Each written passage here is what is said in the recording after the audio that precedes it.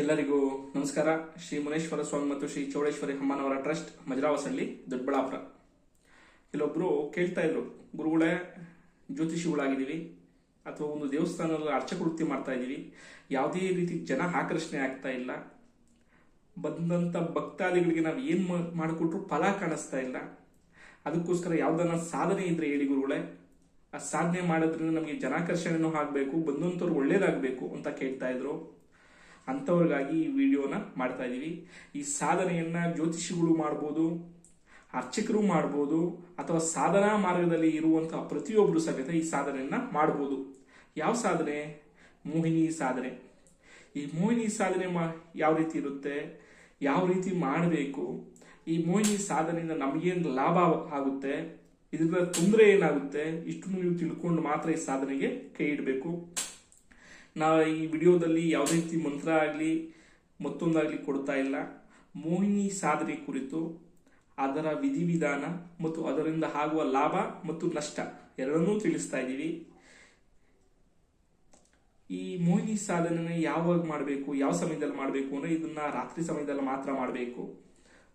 ಯಾವ ಜಾಗದಲ್ಲಿ ಅಂದ್ರೆ ನಿಮ್ಮ ಮನೆ ಆಗ್ಬೋದು ಅಥವಾ ಹೊರಗಡೆ ಜಾಗ ಆಗ್ಬೋದು, ಏಕಾಂತವಾಗಿರ್ಬೇಕು. ಅಲ್ಲಿ ನಿಮ್ಮನ್ನು ಬಿಟ್ಟು ಬೇರೆ ಯಾರೂ ಇರಬಾರ್ದು. ಏಕಾಂತವಾದಂಥ ಕೋಣೆ, ಪ್ರತ್ಯೇಕವಾದ ಕೋಣೆ ಇದ್ರೆ ಮಾತ್ರ ಈ ಸಾಧನೆಯನ್ನ ಮಾಡಬೇಕು. ಈ ಸಾಧನೆ ಮಾಡಕ್ಕೆ ಯಾವ್ದಾದ್ರು ಯಂತ್ರ ಬೇಕಾ ಗುರುಗಳೇ? ಯಂತ್ರದ ಅವಶ್ಯಕತೆ ಇಲ್ಲ, ಮಂತ್ರ ಇರುತ್ತೆ.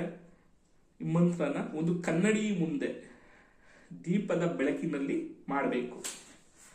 ರಾತ್ರಿ ಸಮಯದಲ್ಲಿ ದೀಪದ ಬೆಳಕಿನಲ್ಲಿ ಕನ್ನಡಿ ಮುಂದೆ ಮಾಡುವಂತಹ ಪ್ರಯೋಗ ಮೋಹಿನಿ ಪ್ರಯೋಗ ಅಂತಾದ್ರೂ ಹೇಳ್ಬೋದು, ಇದನ್ನ ವಶ್ಯ ಮೋಹಿನಿ ಅಂತಾದ್ರೂ ಹೇಳ್ಬೋದು. ಈ ಮೋಹಿನಿ ಪ್ರಯೋಗದಿಂದ ತೊಂದರೆ ಏನಾಗುತ್ತೆ ಫಸ್ಟ್ ಹೇಳ್ತೀನಿ.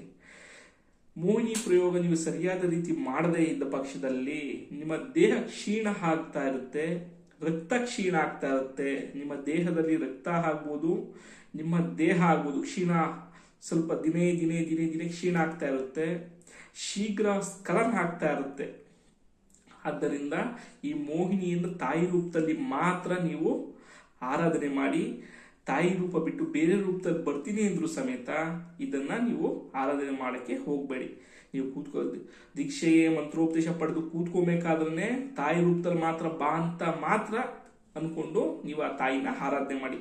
ತಾಯಿ ರೂಪ ಬಿಟ್ಟು ನೀವು ಬೇರೆ ರೂಪದಲ್ಲಿ ಆ ತಾಯಿನ ನೀವು ತಗೊಂತೀವಿ ಅಂದಾಗ ನಿಮಗೆ ಒಳ್ಳೇದಕ್ಕಿಂತ ಆಗುವ ಕೆಟ್ಟದೇ ಹೆಚ್ಚು.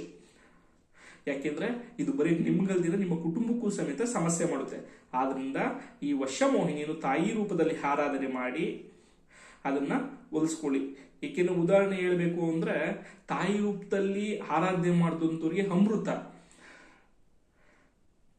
ಅದನ್ನ ಬೇರೆ ರೀತಿ ಬಳಸ್ಕೊಂಡು ಅಂತವ್ರಿಗೆ ವಿಷ. ಇಷ್ಟು ಮಾತ್ರ ಹೇಳ್ಬೋದು. ಅದನ್ನ ರಾತ್ರಿ ಸಮಯದಲ್ಲಿ ಸರಿಯಾದ ಗುರುಗಳ ಮಾರ್ಗದರ್ಶನದಲ್ಲಿ ಅವರಿಂದ ಮಂತ್ರೋಪದೇಶ ಪಡೆದು ಪೂರ್ತಿ ವಿಧಿವಿಧಾನವನ್ನು ತಿಳಿದು ಈ ಸಾಧನೆಯನ್ನ ಸ್ಟಾರ್ಟ್ ಮಾಡಿ. ನಂತರ ಇದರಿಂದ ಏನು ಒಳ್ಳೇದಾಗುತ್ತೆ ಗುರುಗಳೇ ಅಂತ ನೀವು ಕೇಳ್ಬೋದು. ಇದು ಜನಾಕರ್ಷಣೆ. ಗುರುಗಳೇ ಒಂದು ದೇವಸ್ಥಾನ ಇದೆ, ಇಲ್ಲ ನಾವು ಜ್ಯೋತಿಷಿಗಳಾಗಿದ್ದೀವಿ, ಜನ ಆಕರ್ಷಣೆ ಆಗ್ತಾ ಇಲ್ಲ, ಅಥವಾ ಒಂದು ಕೆಲಸ ಕಾರ್ಯ ಅಂತ ನಾವು ಏನೋ ಒಂದು ಯಂತ್ರ ಬರೆದು ಕೊಡ್ತಾ ಇದೀವಿ, ಆ ಯಂತ್ರ ಫಲ ಕಾಣ್ತಾ ಇಲ್ಲ ಅಂದಾಗ ಈ ವಶಮೋಹಿನಿ ಪ್ರಯೋಗದಿಂದ ನೀವು ಜನನ ಆಕರ್ಷಣೆ ಮಾಡಬಹುದು. ಎಂಥ ಶತ್ರು ಆದ್ರೂ ಸಮೇತ ಈ ವಶಮೋಹಿನಿ ಸಾಧನೆಯಿಂದ ಅವನಲ್ಲಿ ಮಿತ್ರತ್ವ ಭಾವನೆ ಉಂಟಾಗುತ್ತೆ.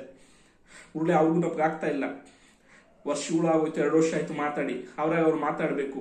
ಏನ್ ಮಾಡಬೇಕು?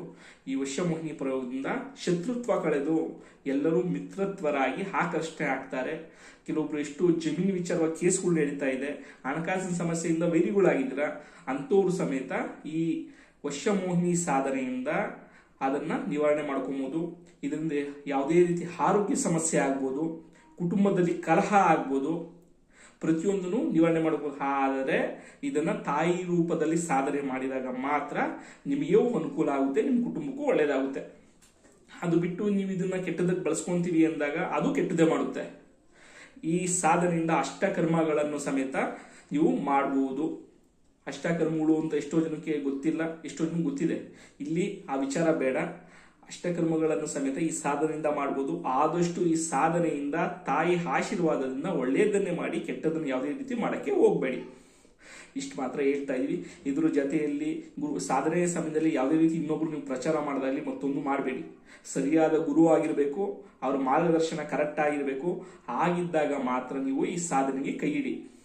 ಸುಮ್ಮನೆ ಎಲ್ಲ ಕಡೆ ಗುರುಗಳ ಮಂತ್ರ ಸಿಕ್ಬಿಡ್ತು, ನಾನು ಮಾಡಿದೆ ಸಮಸ್ಯೆ ಆಯಿತು. ಯಾಕಂದರೆ ಇದನ್ನ ಲಾಸ್ಟ್ ಟೈಮ್ ಒಂದು 4-5 ಜನ ಬಂದಿದ್ರು, ನಮ್ಮ ಕ್ಷೇತ್ರಕ್ಕೂ ಸಮೇತ ಬಂದಿದ್ರು. ಅವ್ರಿಗೂ ನಾವು ಬುದ್ಧಿ ಹೇಳಿದ್ದೀವಿ, ಮಂತ್ರ ಸಿಕ್ತು ಅಂತ ಹೇಳಿ ನೀವು ಜಪ ಮಾಡಕ್ಕೆ ಹೋಗ್ಬೇಡಿ. ಮಂತ್ರ ಜಪ ಮಾಡೋಕೆ ಮುಂಚೆ ಸರಿಯಾದ ರೀತಿಯಲ್ಲಿ ತಿಳ್ಕೊಳ್ಳಿ. ಆ ಮಂತ್ರದಿಂದ ನಮ್ಗೆ ಆಗುವ ಒಳ್ಳೇದೇನು ಕೆಟ್ಟದೇನು ತಿಳ್ಕೊಂಡು ಮುಂದಕ್ಕೆ ಹೋಗಿ ನಂತರ ಗುರುಗಳ ಮಾರ್ಗದರ್ಶನದಲ್ಲಿ ಮಾತ್ರ ಮಾಡಿ ಅಂತ ಹೇಳ್ತೀವಿ. ಅದರ ಜೊತೆಯಲ್ಲಿ ತಾಯಿ ರೂಪದಲ್ಲಿ ಮಾತ್ರ ಆರಾಧನೆ ಮಾಡಿ. ಅದರಿಂದ ನಿಮ್ಗೆ ಒಳ್ಳೇದು 100% ಆಗುತ್ತೆ.